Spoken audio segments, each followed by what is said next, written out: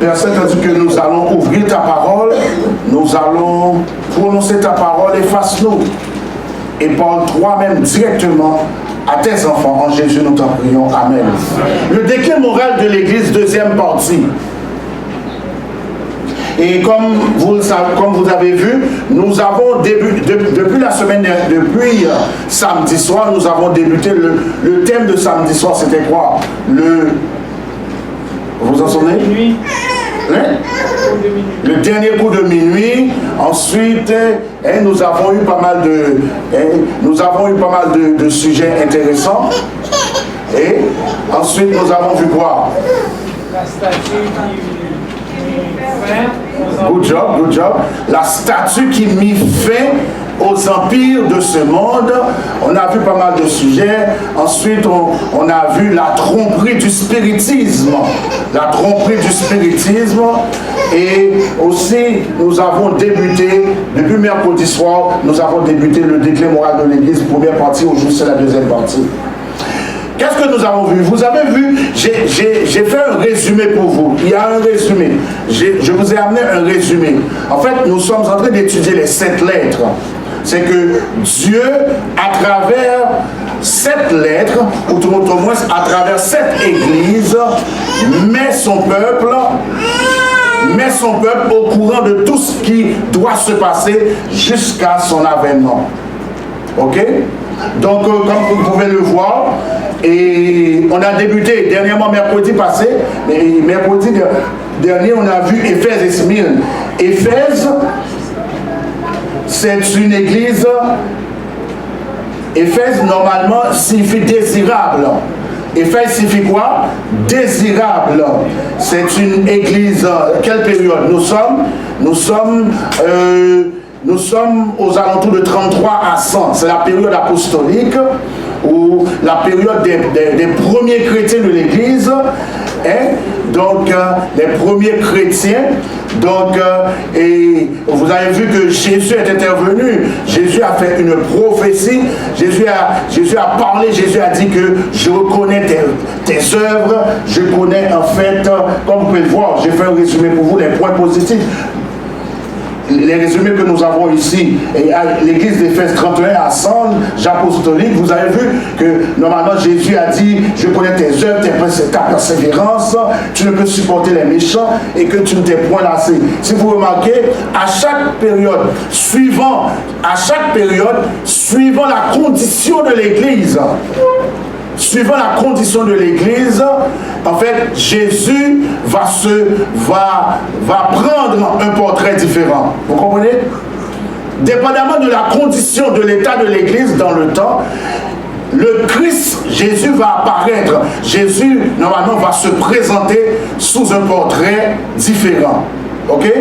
Donc vous avez vu, normalement pour l'église d'Éphèse, celui qui tient Jésus, il se présente sous quel portrait? Il dit c'est celui qui tient quoi? Les 7 églises dans sa main droite, celui qui marche au milieu des 7 chandeliers d'or. Right? Et les points négatifs, vous en souvenez, Jésus a dit, et les points négatifs, après avoir donné les points positifs, Jésus a dit quoi? Jésus a dit, mais ce que j'ai contre toi comme point négatif, c'est que tu as abandonné ton premier amour. Et comme conseil, Jésus a dit, souviens-toi d'où tu es tombé, repens-toi et pratique tes premières œuvres. Et comme promesse, c'est quoi? Jésus, comme vous pouvez le remarquer, Jésus intervient, il fait des points positifs, il va louanger l'église, dépendamment de sa condition spirituelle. Ensuite, il présente un point négatif, s'il a à présenter un point négatif.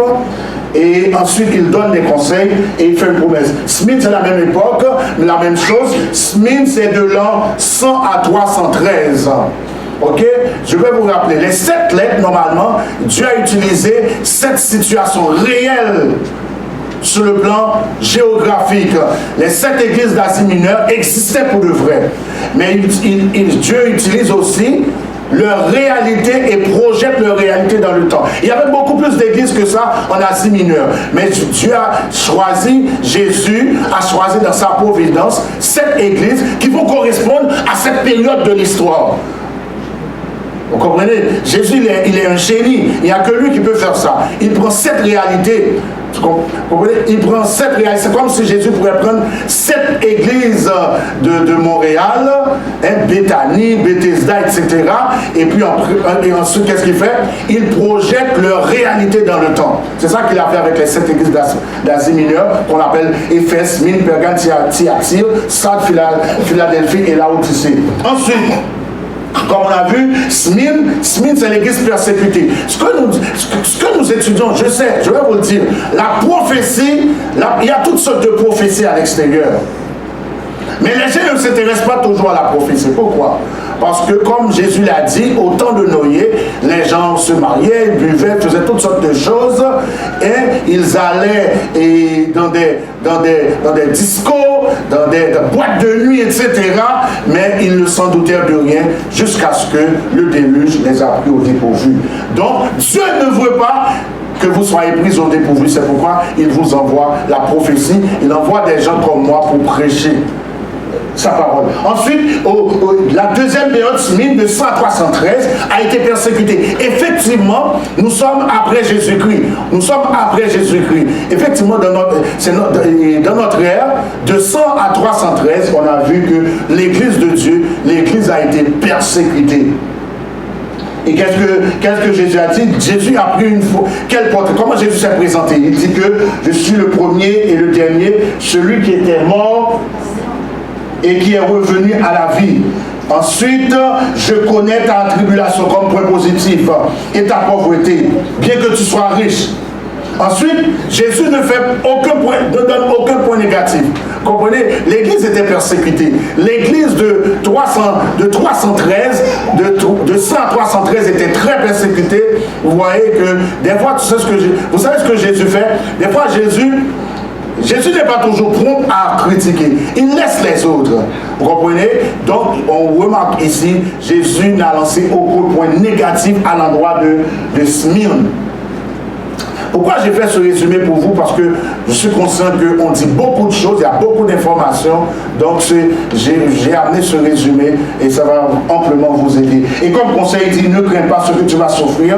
Parce que, remarquez, Jésus a dit, je suis le premier, le dernier, celui qui vient, qui était mort, qui est revenu à la vie. Il va même dire que je suis celui qui tient, je tiens les clés de la mort et du séjour des morts. Ça veut dire que les gens seront persécutés, ils seront tués pendant la période 100 à 313. Mais Jésus dit, moi j'ai la clé, j'ai les clés de la mort, du séjour des morts, n'ayez pas peur, parce que celui qui meurt en Christ, à coup sûr, il n'aura pas à souffrir la seconde mort qui est la mort éternelle, mais il peut peut-être connaître la première mort qui est un sommeil. La première mort n'est rien d'autre qu'un sommeil. La première mort, c'est la mort qui a lieu avant les 1000 ans, avant le retour de Jésus. La seconde mort, c'est après les 1000 ans qu'on va voir, un sujet qu'on va traiter un petit peu plus tard. Aujourd'hui, nous allons voir, ensuite il va dire à Smyrne, conseil, ne crains pas ce que tu vas souffrir, sois fidèle jusqu'à la mort, et comme promet, je te donnerai la couronne de vie et n'aura pas à souffrir, tu n'auras pas à souffrir la seconde mort.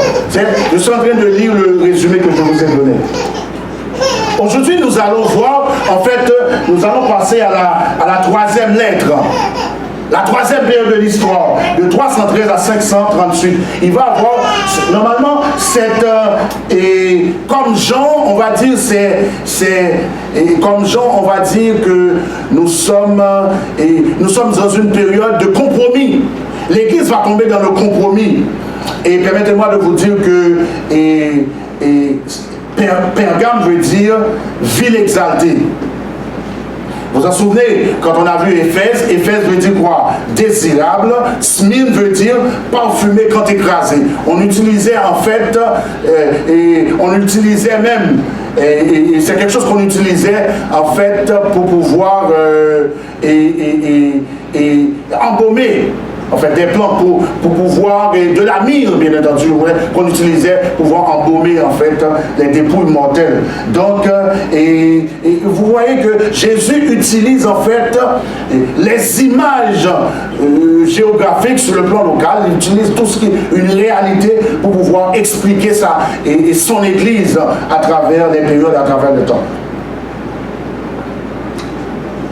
Ensuite, et comme je viens de vous le dire, nous sommes aujourd'hui à l'église de Pergame, de 313 à 538, et dans votre feuille, si on regarde dans votre feuille, comment Jésus se présente? Celui qui a l'épée aiguë à deux tranchants. Jésus va se présenter comme... Nous sommes... pendant que vous suivez dans votre feuille, on va projeter quelque chose pour vous sur le PowerPoint. Je suis à slide... Je crois que je suis à slide... Au slide numéro 6. Non, pas 6. Au slide numéro 4, je crois. Et comme vous pouvez le remarquer, bien aimé dans le Seigneur, comme vous pouvez le remarquer, et à chaque fois, comme je viens de le dire, Jésus va se présenter sur son portrait. Remarquez bien, dans Apocalypse 1er, verset 9 à 11, Jésus va dire, Jésus va parler à Pierre, Jésus va parler à Jean pour lui demander, en fait, d'envoyer. Et comme on l'a vu dans premier, bien entendu, dans Apocalypse 1er, verset 1er, Dieu donne, en fait, le message à Jésus. Jésus va donner le message à l'ange, l'ange va le donner à Jean, et Jean va donner aux serviteurs et à nous autres aujourd'hui.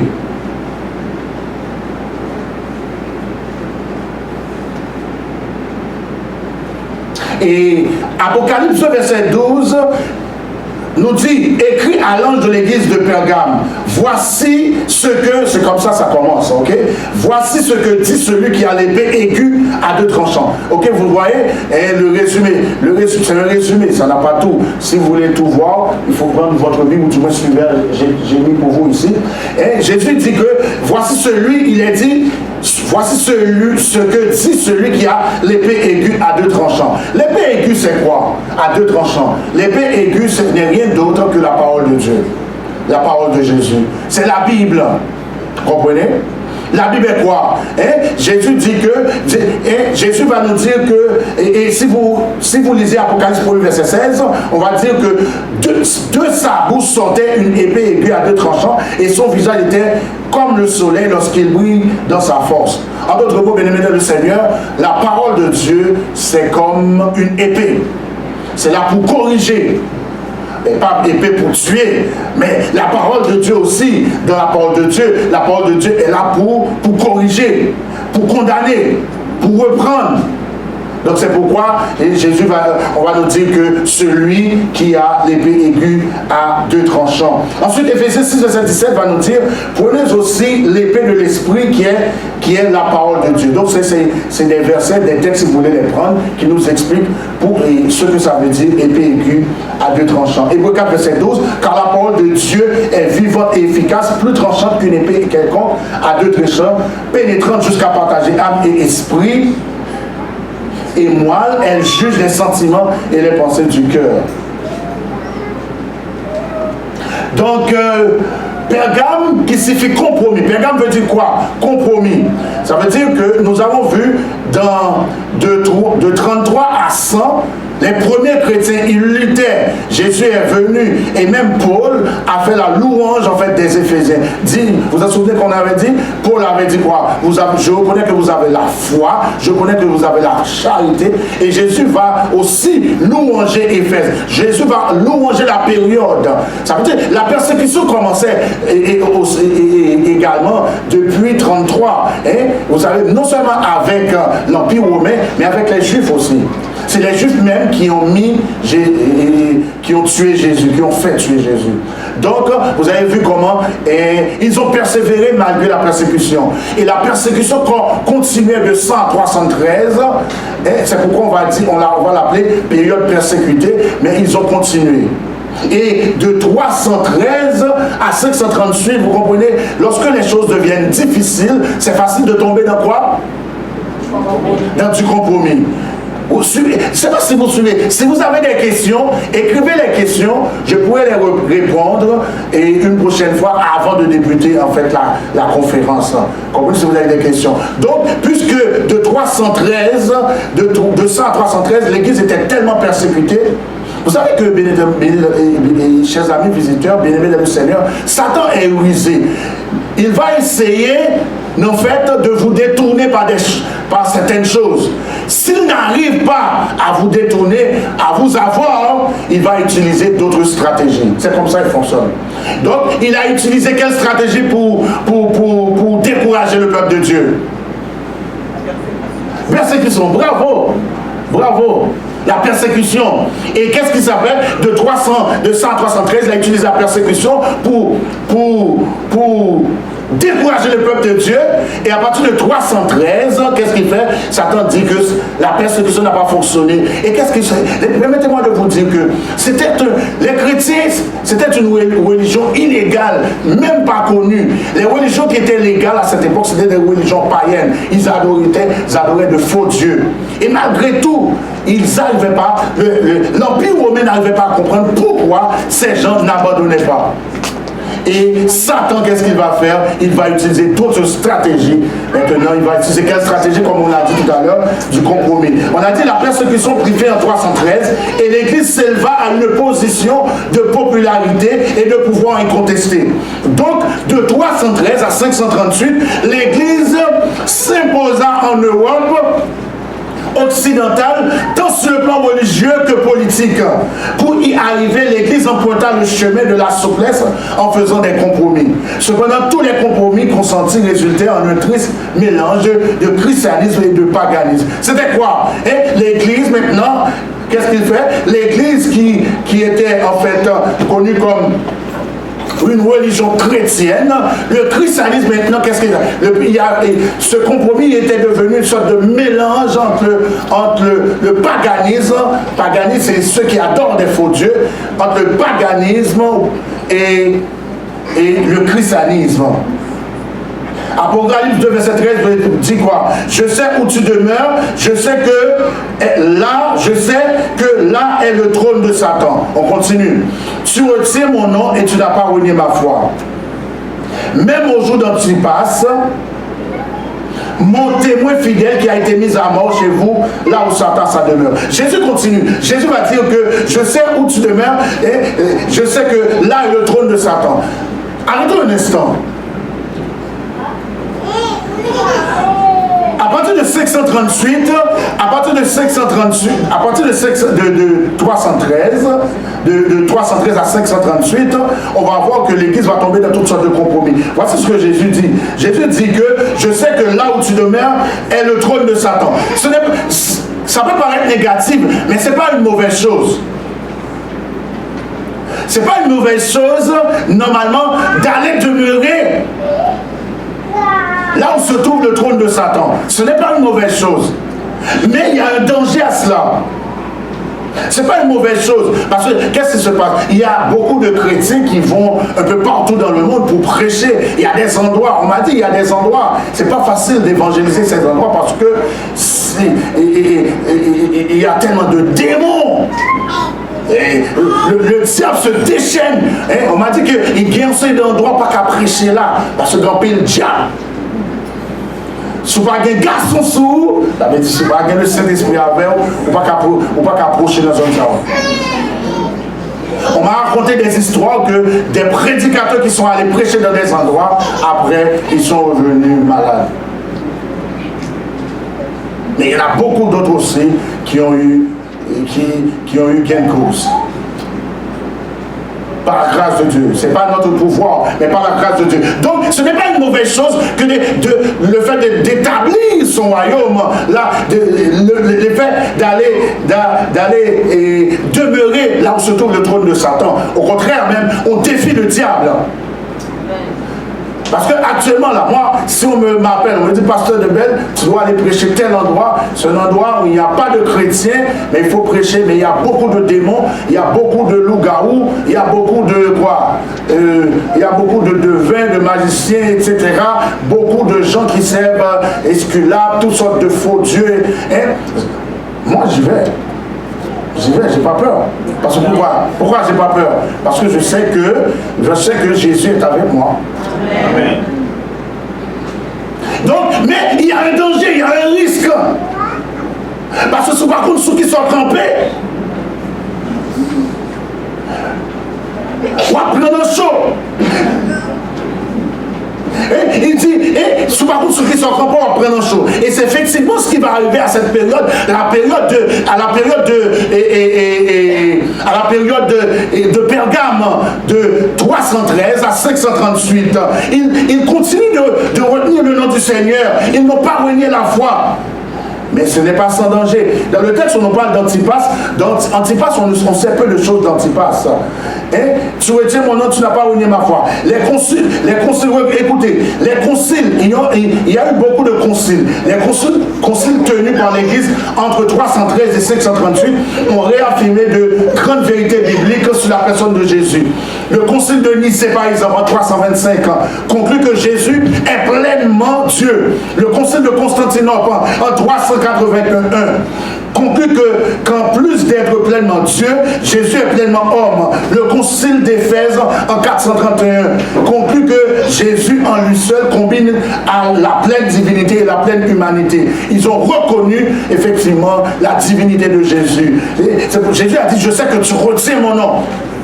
L'époque d'Éphèse retenait le nom, malgré on nous dit que c'est une époque de compromis, faisait de compromis, mais ils continuent encore de citer le nom de Dieu. Ils ont fait des conciles, on appelle le concile de Chalcédoine en 451, conclut que la nature divine et la nature humaine de Dieu, bien que combinées en une seule personne, sont néanmoins distinctes l'une de l'autre.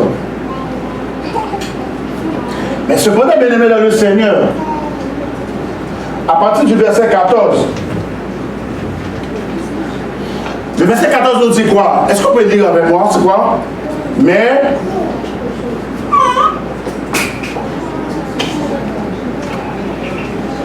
j'ai quelque chose contre toi. Est-ce que vous avez votre Bible? Mais j'ai quelque chose contre toi. Et par slide 10, numéro 10. Mais j'ai quelque chose contre toi, c'est que il y a là des gens attachés à la doctrine de Balaam qui enseignaient. Hein? La période en fait de Pergame, de 313 à 538, ils continuaient de garder le nom de Dieu.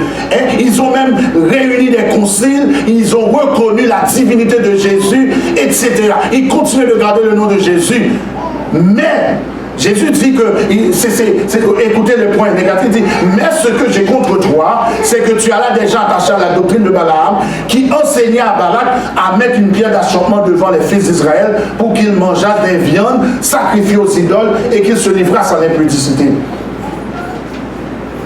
Chers amis visiteurs, Jésus compare cette époque 313 à 538 avec l'œuvre de Balaam. L'œuvre de Balaam, c'est quelque chose, normalement, en fait, si vous allez lire Nombre chapitre 22 jusqu'au 25, Nombre 22 à 25 et chapitre 31, vous allez comprendre l'histoire de Balaam. En d'autres termes, Jésus utilise des événements qui ont eu lieu dans le passé, dans l'Ancien Testament, pour décrire une situation présente ou une situation prophétie ou future ou une prophétie, pour expliquer une prophétie. Il dit que tu as là déjà attaché à la doctrine de Balaam. Balaam, c'était quoi? C'était un prophète religieux qui se laissa malheureusement envahir par la soif du pouvoir et de l'argent. Vous allez lire chez vous Nombre chapitre 22 à chapitre 23, à chapitre 25 et ensuite chapitre 31. Vous allez lire chez vous. Et si vous remarquez, Nombre 24, 10 et 11 nous dit, la colère de Balaam s'enflamma contre Balaam, il frappa des mains et dit à Balaam, c'est pour maudire mes ennemis. Bon, laissez-moi faire un petit résumé pour vous. Qu'est-ce qui s'est passé? C'est que le roi Moabite, qu'on appelle Balak, il a fait chercher un homme religieux qu'on appelle Balaam, pour venir faire quoi? Pour venir maudire le peuple d'Israël. Et qu'est-ce qui s'est passé? Et effectivement, parce que, pourquoi? Lui, il a accepté, il n'a pas de problème, parce que pourquoi? Il y a de l'argent sur la table. Il y a de l'argent à la clé, il y a de l'argent. Donc, il a accepté un prophète, un homme religieux, il a accepté effectivement d'aller maudire le peuple. Parce que le roi Moabite lui a demandé de maudire le peuple d'Israël. Il a accepté de faire ça parce que le roi dit que si tu maudis le peuple, je vais te payer. Mais effectivement, quand il est parti, à chaque fois qu'il prononçait des mots de bénédiction, après qu'il prononçait des mots de malédiction, ce sont des mots de bénédiction qui sortaient. Permettez-moi normalement de faire une application personnelle. Vous ne savez pas combien de pièges l'ennemi a tendu pour vous. Vous ne savez pas combien de pièges, normalement, et que ce soit des gens qui prétendent être vos amis. Des fois, ils vous ont tendu toutes sortes de pièges. Mais Dieu a tourné ces pièges en bonheur. Amen. Au travail, on vous tend des pièges. À l'école, on vous tend des pièges. Dans la rue, dans l'autobus, partout on vous tend des pièges. Les pièges sont partout, mais lorsque vous servez le Seigneur, lorsque vous êtes ici à tous les soirs, lorsque vous ouvrez votre parole, vous en souvenez, lorsque vous étudiez la parole de Dieu, votre vie circule où? Dans le sanctuaire.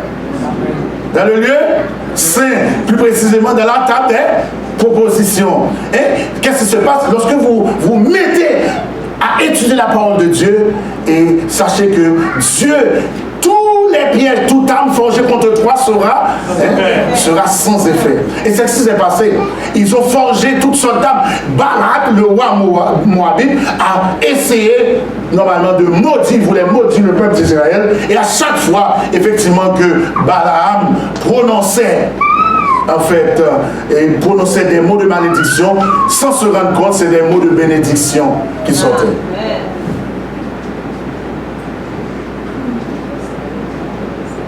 Au point que, regardez, je ne sais pas s'il l'a mis pour vous, au point que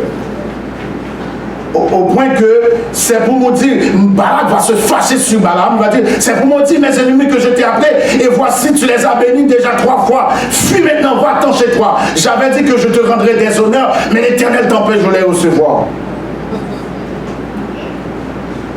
Et Nombre 25, verset 1 à 3 nous dit, le peuple commença à se livrer à la débauche avec les filles de Moab. Il faut comprendre. Mais le Seigneur, moi, j'ai étudié la parole de Dieu. Et regardez, Jésus dit que le peuple, l'église qui est apostolique, qui servait les premiers chrétiens de 3300, ils étaient là, et tout feu, tout flamme, et ensuite, ils ont été persécutés de 300 à 313.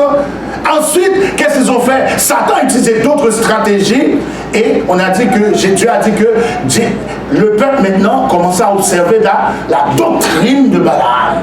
Ou au moins l'église commençait à utiliser la doctrine de Balaam. Ça veut dire que Satan a changé de tactique. Mais vous ne voyez pas, Satan, lui, il est rusé. Il change de tactique à tous les jours, à chaque seconde. Il change de tactique pour vous séduire. Parce qu'il ne veut pas que vous alliez au ciel. Et remarquez ce qui s'est passé.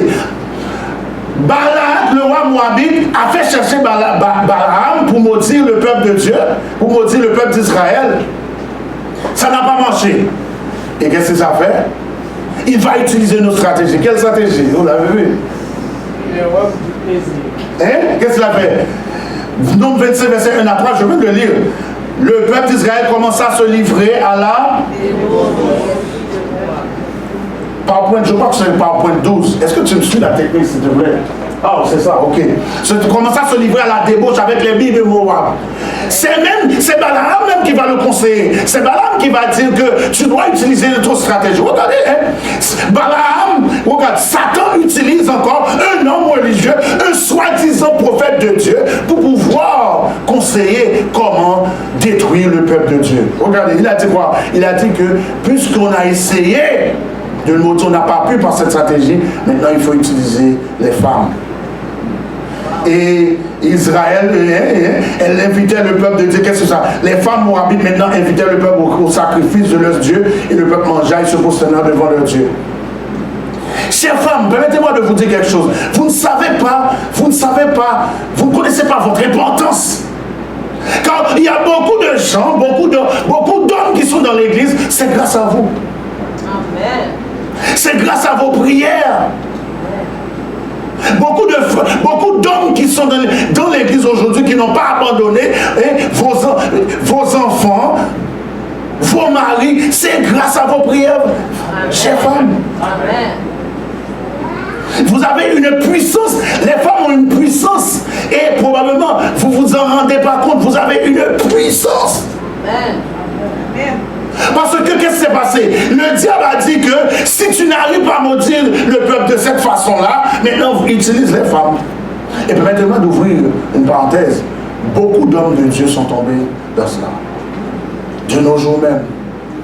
Beaucoup de grands prédicateurs, beaucoup de grands leaders sont tombés dans cela. Pourquoi? On sait que les femmes ont une puissance, parce que pourquoi? Ces mêmes femmes qui peuvent amener des gens dans l'église. Les femmes ont un pouvoir pour amener les hommes dans l'église. Parce que les hommes n'aiment pas l'église. Hein, n'est-ce pas? Hein? Mais les femmes ont le pouvoir pour amener les hommes dans l'église. Mais Satan peut utiliser ces mêmes femmes pour les attirer, pour les amener hors de l'église, à l'extérieur.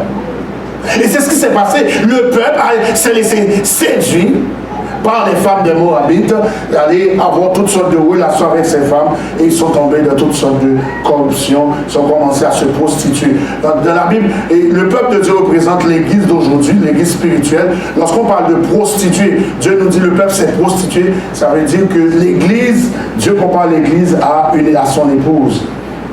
Ou tout au moins, Jésus compare l'église à son épouse. Il faut avancer. L'église sous les traits de Balaam, qu'est-ce que ça dit? 2 Pierre 2 verset 15 nous dit, après avoir quitté le droit chemin, ils se sont égarés en suivant la voie de Balaam, fils de Bosor, qui aima le salaire de l'iniquité. Par soif de domination sur les peuples de toute croyance, l'église accepta de christianiser plusieurs doctrines et rites païens. Pourquoi? Et qu'est-ce qui s'est passé? En l'an 307, écoutez, hein, la même façon, Dieu utilise un événement qui a eu lieu dans le passé, dans Nombre, chapitre 22 à 25 et 31, pour expliquer la situation de l'église de 313 à 538. Dieu a dit que, qu'est-ce qui s'est passé? L'église est tombée dans toutes sortes de compromis. On nous dit, en l'an 307, le baptême par aspersion remplaçait celui par immersion. Je vais vous dire ça, je l'ai dit dernièrement, mercredi, je vais vous prendre. Nous avons le droit de critiquer une organisation. Nous avons le droit de critiquer un système. Nous critiquons un système. Tout comme moi, je fais partie d'une organisation. Les gens ont le droit de critiquer mon organisation. Je peux vous le dire, mon organisation, c'est l'organisation adventiste. Les gens ont le droit. Je ne peux pas me sentir, je n'ai pas le droit de me sentir lésé si on critique l'église adventiste. Moi, j'ai le droit, nous avons le droit de critiquer l'église protestante. Nous avons le droit de critiquer l'église catholique. Pourquoi? Parce que nous critiquons un système. Le protestantisme, c'est un système. L'église adventiste, c'est un système. On a le droit de critiquer un système. Mais on n'a pas le droit de critiquer, de viser quelqu'un dans sa foi. On ne peut pas faire ça. Jamais on n'a pas le droit d'aller viser quelqu'un. Il y a de bonnes personnes, des gens sérieux, sincères dans toutes les dominations. Right? Mais nous avons, parce que tout ce qui appartient à l'organisation appartient normalement à un système, appartient à l'histoire. En l'an 307, le baptême par aspersion remplace. Écoutez les compromis de l'église maintenant. Satan utilise d'autres stratégies. En l'an 307, le baptême par aspersion remplace celui par immersion. La parole de Dieu nous a dit qu'un enfant doit quelqu'un doit se faire baptiser, plonger dans l'eau. En l'an 321, le jour du repos fut transféré du sabbat au dimanche. Nous allons voir ce sujet un peu après. Vous savez que, normalement, les premiers chrétiens, écoutez, de l'année 33 jusqu'à 321, les chrétiens allaient à l'église le samedi. Écoutez, faites des recherches. Faites des recherches, allez faire toutes vos recherches si vous voulez. Prenez Google, prenez tout moteur de recherche que vous voulez. De 33, ou peut-être de 33, nous sommes en train de parler de périodes différentes, même pendant la période de Jésus. Mais comme nous sommes en train d'étudier cette église, je vous dis à partir de 33. Mais de l'an 33 jusqu'à 321 dans notre ère, après Jésus-Christ, tous les gens allaient à l'église le samedi. Qu'est-ce que j'ai dit? Tous les gens allaient à l'église le samedi. Maintenant, qu'est-ce qui s'est passé? En 321, ce jour a été remplacé pour le dimanche. Nous allons revenir dans un autre sujet, de 2e ou 3e semaine. Nous allons revenir sur ce sujet. Tous les gens allaient à l'église quand, qu'est-ce que j'ai dit? Le samedi. Et en 321, normalement, ils ont changé. Qui avait changé ça? C'est Constantin qui l'avait changé. Constantin, c'est un païen. Il s'est fait convertir. je n'étais pas dans son cœur, je ne sais pas s'il était sincère, mais il était devenu chrétien. Et après, c'est lui qui a mis fin. Vous vous en souvenez de l'édit de Milan en 313, il a mis fin à la persécution des chrétiens. Et qu'est-ce qui s'est passé? Constantin, il a fait toutes sortes de changements. Pourquoi? Parce qu'à l'époque, les chrétiens étaient en minorité dans l'Empire romain. Et on voulait convertir les païens. Actuellement, ce qu'on fait là, je suis en train de prêcher. Ok, pour parler de Dieu. Et les chrétiens voulaient convertir les païens. Puisque les païens allaient à l'église le dimanche, les chrétiens, qu'est-ce qu'ils ont fait? Ils ont dit, bon, pour faciliter les païens, parce que les païens allaient à l'église quand j'ai dit le dimanche. Bon, non, je dis aller à l'église. Les païens n'allaient pas à l'église. Ils n'allaient pas à l'église. Je ne sais pas où ils allaient, mais ce n'était pas à l'église. C'est que le dimanche, ils vénéraient le Dieu du soleil. Dimanche, en anglais, vous savez, ça veut dire Sunday. Sunday. Sun veut dire quoi? Soleil, day veut dire jour. Dimanche, c'est le jour du soleil. Ça veut dire que les païens, ils vénéraient le Dieu du soleil. C'était des religions qui étaient très populaires dans l'Empire romain. La religion chrétienne était en faible minorité. Et ils allaient à l'église, ils vénéraient leur Dieu, parce que le dimanche, ils cessaient toute sa activité. Ils vénéraient le jour du soleil. J'y reviendrai un peu plus tard. Et qu'est-ce qui s'est passé? Constantin, lui, pour faciliter, et les premiers chrétiens, ou peut-être l'église de Pergame, maintenant qu'il va prendre les traits de Balaam, va tomber dans toutes sortes de compromis. Et pour faciliter ses païens, qu'est-ce qu'ils ont fait? Ils ont changé quoi? Ils ont changé le dimanche.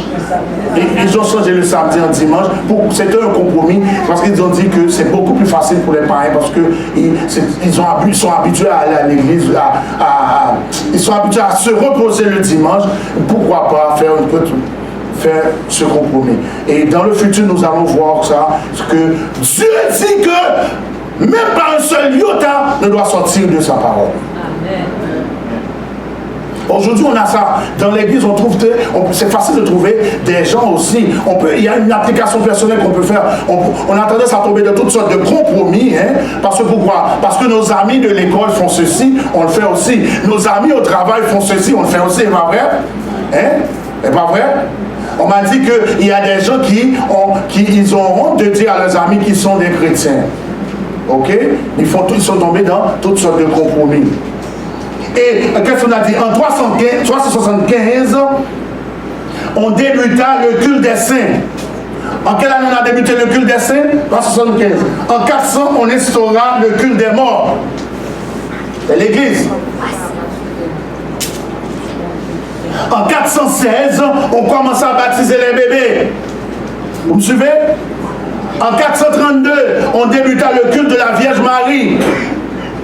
Vous voulez que je reprenne rapidement? En 307, le baptême par aspersion remplaça celui par immersion. En 321, le jour du repos fut transféré du sabbat au dimanche. En 375, on débuta le culte des saints. En 400, on instaura le culte des morts. En 416, on commença à baptiser les bébés. En 432, on débuta le culte de la Vierge Marie. Quand on a débuté le culte de la Vierge Marie? 432.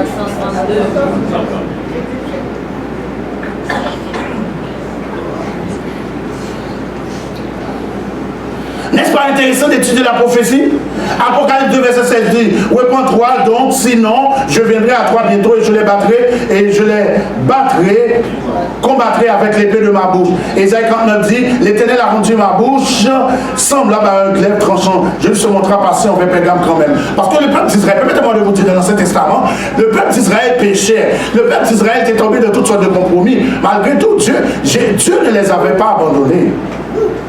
Malgré que, on va voir que l'Église commençait à tomber dans toutes sortes de compromis, ils vont faire toutes sortes de choses, ils vont vénérer Marie, toutes sortes de choses, mais Jésus, l'Église ne les avait pas abandonnés.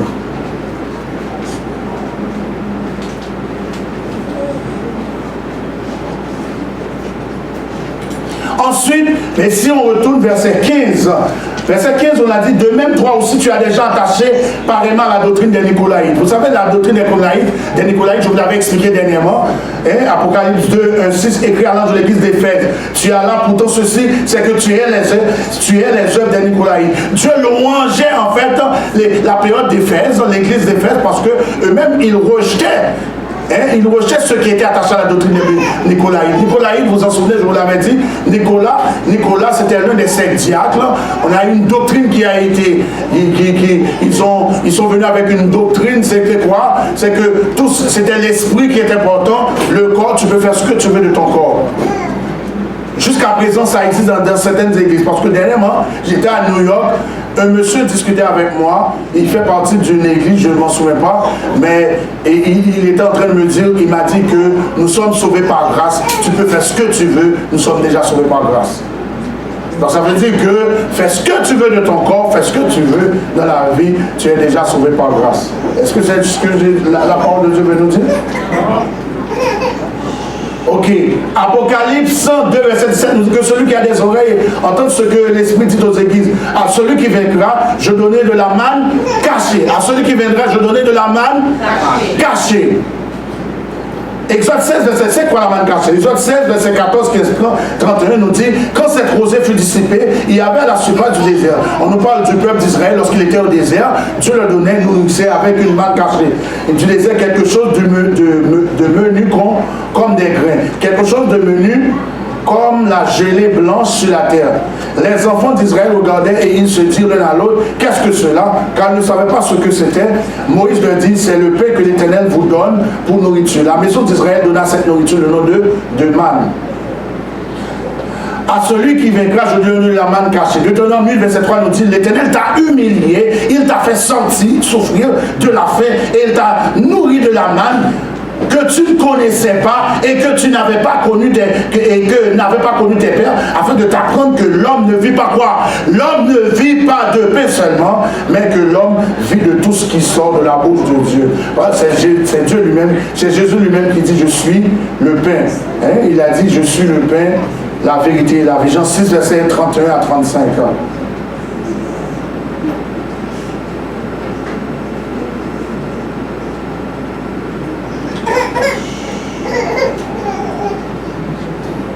Apocalypse 2, verset nous dit, à celui qui vaincra, je donnerai de la manne cachée et je lui donnerai un caillou blanc. Le caillou blanc, c'est quoi? C'est que à l'époque de l'Empire romain, même Jésus, lorsqu'il était sur la planète, il utilisait des paroles, des paraboles, il utilisait les images de tous les jours, il utilisait les réalités de tous les jours. Le caillou blanc, c'est quoi? Le caillou blanc, c'est qu'à l'époque de l'Empire romain, le tribunal, ils avaient 2 cailloux. Ils avaient un caillou noir et un caillou blanc. Qu'est-ce que j'ai dit?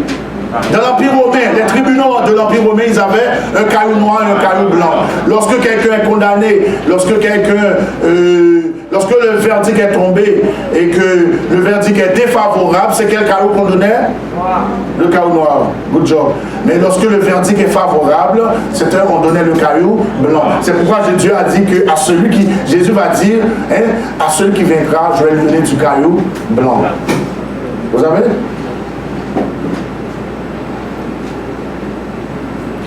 Et si vous remarquez, on nous avait dit aussi, et ce caillou est écrit 2,17, et ce caillou est écrit, et sur ce caillou est écrit un nom nouveau. Je leur donnerai un nom de l'Éternel qui ne périra pas. Exaïe 56, verset 5. Qu'est-ce que ça veut dire un nom nouveau? Qu'est-ce que ça veut dire changement de nom? Changement de nom veut dire nouvelle destinée. Nouvelle destinée, changement de nom égale nouvelle destinée. On t'appellera, par exemple, si vous lisez Genèse 17, verset 5, on ne t'appellera plus Abraham, mais ton nom sera Abraham. On ne t'appellera plus Abraham, mais ton nom sera Abraham, car je te rends père d'une multitude de nations. Donc, changement de nom dans la Bible, ça veut dire changement de... Si quelqu'un est en Christ, il est une nouvelle créature. Lorsque nous acceptons Christ, Jésus nous donne un nouveau nom. Et si vous lisez Genèse 32, verset 28, il nous est dit, ton nom ne sera plus Jacob, mais tu seras appelé Israël, car tu as lutté avec Dieu et avec les hommes, et tu as été vainqueur. On a d'autres exemples. Jérémie 33, verset 16, pour prendre les notes. Et et Ésaïe 62, versets 2 et 4.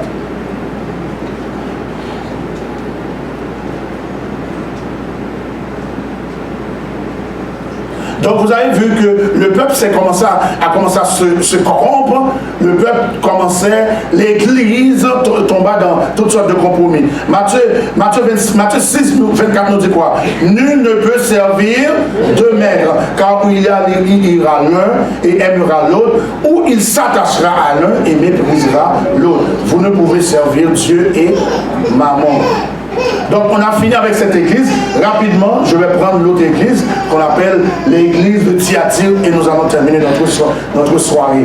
Nous allons terminer. C'était quoi nous avons vu? Le résumé c'est quoi? Un petit retour en arrière. Le résumé c'est quoi? Mais de toute façon, je vous ai donné le résumé ici. Je vous ai donné le résumé ici.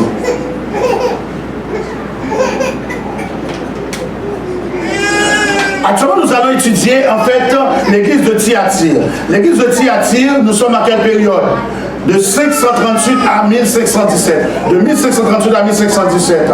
Et la période est symbolisée église des ténèbres. C'est quoi? C'est quoi le symbole de Thyatire? C'est l'église des ténèbres. C'est quoi sa signification? Que veut dire Thyatire? Odeur des œuvres. Que veut dire Thyatire? Odeur des œuvres. Est-ce que vous me souvenez? Odeur des œuvres.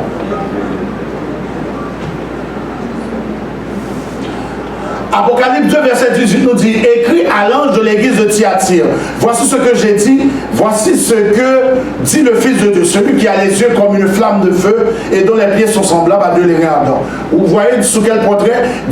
Jésus se présente maintenant sous son autre portrait. Il se présente, il dit que maintenant on nous dit que Jésus, c'est celui qui a les yeux comme une flamme de feu et dont les pieds sont semblables à deux lérins ardents.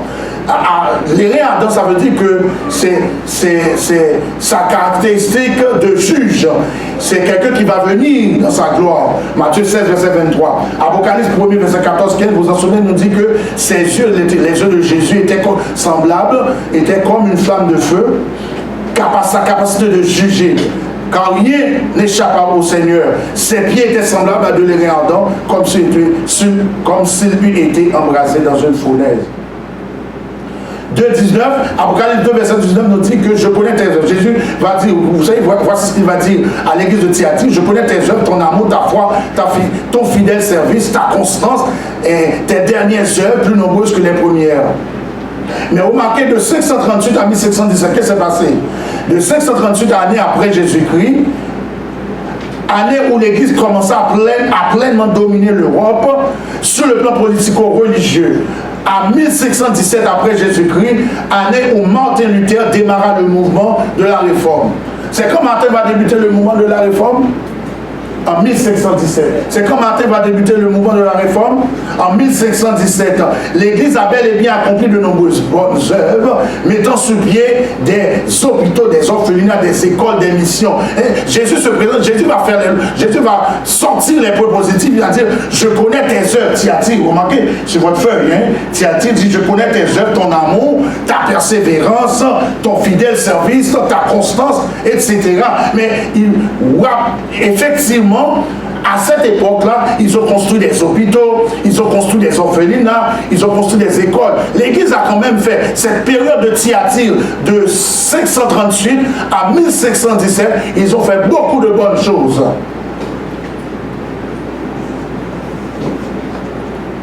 Mais remarquez, Thyatire ressemble étrangement à Pergame, à l'église de Pergame. Thyatire, regardez, il a dit, Apocalypse 2, verset 20, mais ce que j'ai contre toi, c'est que tu laisses la femme Jézabel. À Pergame, qu'est-ce que Jésus a dit? C'est que tu t'attaches à la doctrine de Balaam. Ici, on va nous parler de Jézabel, qui se dit prophétesse, enseigner, séduire les serviteurs pour qu'ils se livrent à l'impudicité et qu'ils mangeassent des viandes sacrifiées aux idoles. Jézabel enseignait le peuple de Dieu. Maintenant, Dieu va utiliser un autre événement. Quelque chose qui s'est passé dans l'histoire, sur l'époque d'Élie. Apocalypse 2, verset 20 nous dit, mais ce que j'ai contre toi, c'est que tu laisses la femme Jézabel, qui se dit prophétesse, enseigner et séduire mes serviteurs pour que se livrent à l'impudicité et qu'ils mangent des viandes sacrifiées aux idoles. Jézabel et Akab, une alliance néfaste. Akab, c'était qui dans l'Ancien Testament? Akab, si vous allez lire un roi à partir du chapitre 16, Akab, c'était en fait le roi du peuple de Dieu. En fait, qu'est-ce qui s'est passé? Le roi d'Israël, et qui a décidé de se marier avec une femme païenne au nom de Jézabel. Regardez ce qu'il a dit en roi 1631. Et comme si c'eût été pour lui peu de choses de se livrer au péché de Jéroboam, fils de Nabat, Akab prit pour femme Jézabel, fille d'Edbal, roi des Sidoniens. Ça veut dire qu'il est allé se marier avec une femme païenne, ou peut-être la fille d'un roi païen. Et il a servi Baal et se prosternait devant lui. Un roi 21, verset 25. Il n'y a eu personne qui se soit vendu comme Akab pour faire ce qui est mal aux yeux de l'Éternel, et Jézabel, sa femme, l'excitait. Regardez, la parole de Dieu de nous dire que Jézabel qui se dit prophétesse. Est-ce que Jézabel était vraiment prophétesse? Une femme païenne. Elle se déclare, elle s'autoproclame prophète de Dieu, prophétesse de Dieu. Regarde, 1 roi 18, verset 4. Qu'est-ce qu'elle a fait? Jézabel extermina les prophètes de l'Éternel. Quelqu'un qui se dit prophétesse et qui commence à exterminer les prophètes de l'Éternel. Il y a quelque chose qui ne fonctionne pas. 1 roi 19, verset 18 nous dit, l'Éternel dit, mais je laisserai en Israël 7000 hommes, tous ceux qui n'ont point fléchi les genoux devant Baal et dont la bouche ne l'a point baisé. Parmi ces nombreux méfaits, mes amis de le Seigneur, Jézabel s'attaqua aux prophètes de Dieu qui dénonçaient ses œuvres. C'est ça, hein? Lorsque vous allez dire à un roi, lorsque vous allez dire à un président, aujourd'hui, si le premier ministre canadien, ou peut-être le président de la France ou des États-Unis, ou Jovenel Moïse, le président haïtien, si vous allez dire directement et dénoncer ce qu'ils font, ou peut-être le corriger, vous pouvez risquer, c'est peut-être à votre risque et péril. Des fois, les gens n'aiment pas qu'on puisse citer, mentionner leur erreur. Et qu'est-ce qui s'est passé? La parole de Dieu nous dit que Jézabel s'attaqua aux prophètes de l'Éternel parce que les prophètes de l'Éternel sont allés lui dire, dénoncer ses œuvres, lui dire ce que tu fais, c'est pas bien. Une apostasie généralisée s'est installée en Israël, mais Dieu pouvait encore compter sur un groupe de fidèles, dont le prophète Élie. Vous suivez ce que je dis? L'église sous les traits de Jézabel. Et ainsi, en évoquant le personnage de Jézabel, Jésus révèle le caractère de l'église. Après une période de compromis de 313 à 538, symbolisée par l'église de Pergame, l'église sombre dans une apostasie généralisée. Se fondant en institution politique, l'église revêt un pouvoir supérieur à celui des rois et plonge la population dans un aveuglement spirituel sans précédent. Balaam versus Jézabel. La progression de l'apostasie dans l'église. Apocalypse 22, verset 14 nous dit, tu as là des gens attachés à la doctrine de Balaam. Apocalypse 2, verset 20 nous dit, tu laisses la femme Jézabel qui se dit prophétesse enseigner et séduire mes serviteurs. De Pergame à Thyatire, la progression de l'apostasie est visible. Dans l'église de Pergame, l'apostasie est présentée sous les traits de Balaam, un prophète qui n'exerçait qu'une influence provenant de l'extérieur.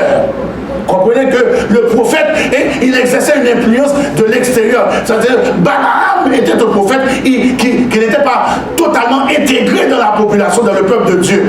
Il exerçait une influence de l'extérieur. Tandis qu'on nous dit que, cependant, dans l'église de Thyatire, l'apostasie présentait sous les traits de Jézabel une reine qui gouverne de l'intérieur. Ça veut dire que Jézabel, qui se dit prophétesse, vient au sein du peuple de Dieu, elle s'autoproclame prophétesse et elle commence à faire quoi? Et l'apostasie s'est installée au milieu du peuple d'Israël. Elle a fait tuer les prophètes au point que, parce que les prophètes dénonçaient. Mais parmi ces prophètes, comme nous venons de le dire, il y avait un homme qu'on appelle Élie qui dénonçait ces choses. Regardez, on nous dit, je crois que je suis slide 35. De 538, écoutez comment l'apostasie s'est installée. de 538 à 1517, la présence de Jézabel se fait sentir dans l'église. Écoutez, en l'an 607,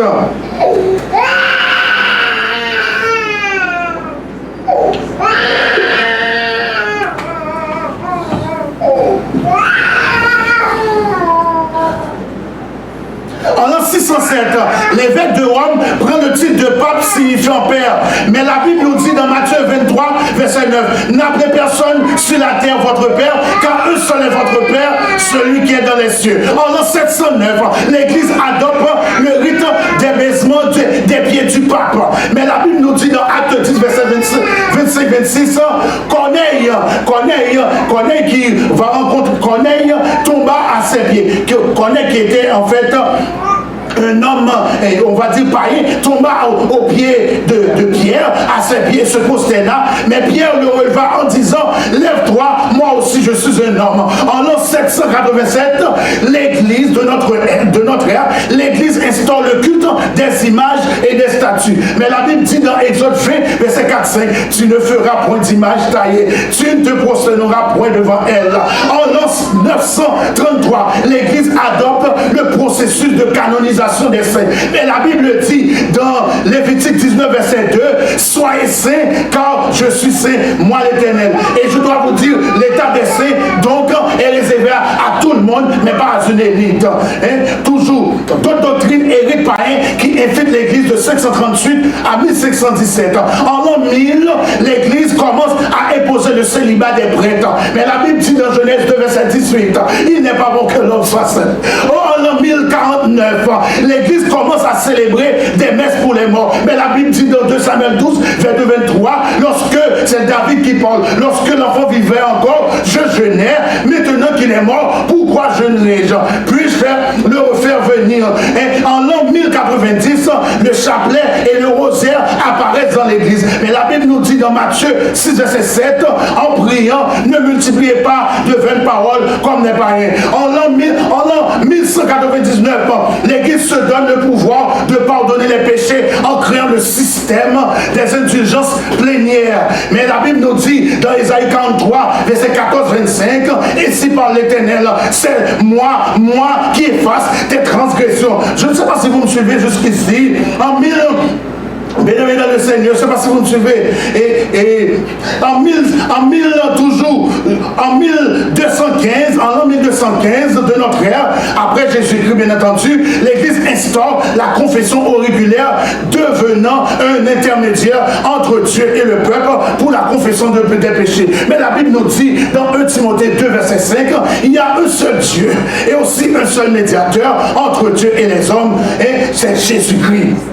Au bien-aimé dans le Seigneur, en l'an 1216, l'Église adopte le dogme de la transsubstantiation, selon lequel c'est quoi? Qu'est-ce que ça veut dire? Le pain et le vin deviennent le corps et le sang de Jésus. Ça veut dire que, vous voyez, c'est comme si l'Église dit que lorsque vous prenez la Sainte Seine, Jésus est réellement descendu dans le pain. Et nous savons que Jésus est mort une fois pour tous. Jésus n'est pas toujours mort. À chaque fois que nous prenons la Sainte Seine, Jésus ne revient pas. On ne mange pas vraiment le pain, le corps de Dieu, de Jésus. C'est ce que ça veut dire. La transsubstantiation, ça veut dire qu'on mange réellement le corps de Dieu. Et tandis qu'il est dit dans Jean 6, 54, 63, celui qui mange ma chair et qui boit mon sang a la vie éternelle. Les paroles que je vous ai dites, sont esprit et vie. Bien-aimés dans le Seigneur, je ne sais pas si vous me suivez jusqu'ici. En l'an 1300, écoutez comment l'apostasie s'est généralisée, bien entendu, de 1538 à 1517 dans l'église, une église apostolique. Jésus faisait les louanges de l'église, ça va bien. L'église était persécutée de 100 à 313, et ça va bien quand même. C'était pas possible, mais malgré que l'église était persécutée, c'était très dur. Mais Jésus dit que je détiens les clés de la mort et du séjour des morts. Jésus encourageait, mais le peuple, Satan utilisait d'autres stratégies. Le peuple maintenant commençait à se mélanger avec la politique. Mais qu'est-ce qui s'est passé? Et actuellement, de 313 à 538, l'église est tombée dans toutes sortes de compromis. La politique a commencé à entrer dans l'église. La politique commence à entrer dans l'église. Et maintenant, de 538 et nous avons vu comment l'Église a fait toutes sortes de compromis sous les traits de Balaam, qu'on a vu tout à l'heure. Et maintenant, Jésus nous dit que de 538 à 1517, l'Église est en l'apostasie. L'apostasie s'est installée complètement dans l'Église sous les traits de qui? De Jézabel. En l'an 1343, l'Église instaure le système des œuvres surérogatoires, sont les œuvres qui s'ajoutent au sacrifice de Jésus pour le salut. Mais la Bible nous dit quoi? Dieu nous a sauvés non à cause des œuvres de justice que nous aurions faites, mais selon sa miséricorde. Tite 3, verset 5. Bien-aimés dans le Seigneur, et toujours en l'an 1433, l'Église adopte le rite de la confirmation, palliant aux problèmes posés par le baptême des bébés et conscients de leur choix. Mais la Bible dit dans Acte 8, verset 12, quand ils eurent cru à Philippe, qui leur annonçait la bonne nouvelle du royaume de Dieu et du nom de Jésus-Christ, hommes et femmes se firent baptiser. Ça veut dire qu'il faut croire pour se faire baptiser. On ne peut pas baptiser des bébés. En 1439, l'Église adopte la notion de, parce que la parole de Dieu de nous dire, celui qui croira et qui sera baptisé sera sauvé. Et le Seigneur, un enfant, un bébé ne peut pas croire. Donc est-ce qu'on a le droit de baptiser un bébé selon la Bible? En l'an 1439, l'Église adopte la notion de purgatoire. Soit ça, qu'est-ce que ça veut dire purgatoire? Un lieu où les âmes des justes expient leurs péchés avant d'accéder à l'éternité. Ça veut dire, fais ce que tu veux aujourd'hui. Fais ce que tu veux aujourd'hui. Quand tu seras mort, on va t'amener au purgatoire et à ce moment tu peux expier tes péchés. Les amis, c'est quoi ça? Pourquoi je viendrai à l'église? Si je sais lorsque je serai mort, je vais passer au purgatoire pour que mes péchés soient expiés. La parole de Dieu nous dit quoi? La parole de Dieu nous dit, et dans 2 Samuel 12, 22, 23, lorsque c'est David qui parle, lorsque l'enfant vivait, encore, je jeûnais parce que l'enfant savait quelque chose. Maintenant qu'il est mort, pourquoi jeûnerais-je? Puis je vais revenir. Ça veut dire, on ne peut pas, la personne qui est morte ne peut pas expier ses péchés parce que la parole de Dieu nous dit, Ecclésiaste 9, les morts quoi? Ne savent rien. Oh! Plusieurs chrétiens appellent l'église du Moyen-Âge à la repentance. Par exemple, on nous dit que et Apocalypse 2, 21 dit, je lui ai donné du temps afin qu'elle se repentisse et elle ne veut pas se repentir de son impudicité. Tel que prédit par Jésus, l'église du Moyen-Âge fut appelée à la repentance par Jésus, par plusieurs chrétiens déchirés par son apostasie, pour ne nommer que les principaux. Pierre Valdo a essayé, John Wycliffe a essayé, ils n'ont pas écouté. Pierre Valdo a essayé, ils n'ont pas écouté. Jean Hus est venu annoncer l'église de son impudicité, de son apostasie, ils n'ont pas écouté. Martin Luther est venu, n'ont pas écouté. Louis Zumbi n'ont pas écouté. Jean Calvin n'ont pas écouté. John Knox est venu. Dieu a envoyé toutes sortes de personnes pour leur annoncer leur apostasie, n'ont pas écouté. Donc ce soir, Jésus m'envoie pour vous parler. Jésus m'envoie pour vous avertir que nous vivons dans une époque d'apostasie aussi. Jésus m'envoie en ce soir pour vous dénoncer vos péchés. Dans la parole de Dieu de nous dire, tous sont péchés. Et le salaire du péché, c'est la mort. Oh, Dieu m'utilise, moi qui suis pasteur de Belle. Dieu m'utilise, Jésus m'envoie ce soir pour vous avertir. Voulez-vous faire la sourde oreille ou vous voulez écouter? On ne peut pas baptiser les bébés. Quand quelqu'un meurt, la parole de Dieu de nous dire, les morts ne savent rien. Et dans le Seigneur, c'est aujourd'hui le jour du salut. Le jour du salut, ce n'est pas demain. On ne peut pas se permettre d'aller bambocher partout. On ne peut pas se permettre de vendre son corps aujourd'hui. Parce que c'est pas grave, je peux vendre mon corps. Je peux tomber dans toutes sortes de corruptions aujourd'hui, toutes sortes de compromis. Parce que lorsque je serai mort, à ma mort, j'aurai le temps d'expier mes péchés. Les morts ne savent rien. C'est aujourd'hui le jour du salut.